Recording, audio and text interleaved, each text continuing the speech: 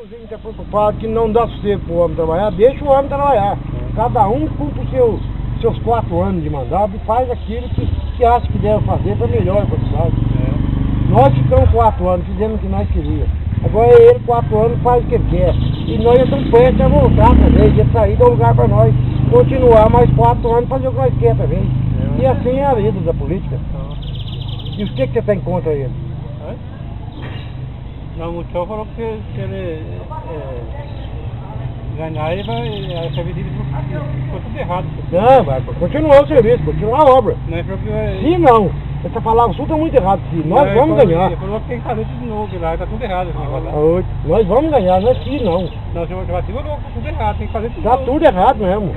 Tudo que o adversário faz é errado. O que o adversário faz certo? Nada certo. O que faz certo é só a gente. Você é um homem que trabalha certinho. Só soca o pau nos outros, mais nada, e tá certo também. Agora chega, não deixa o homem trabalhar.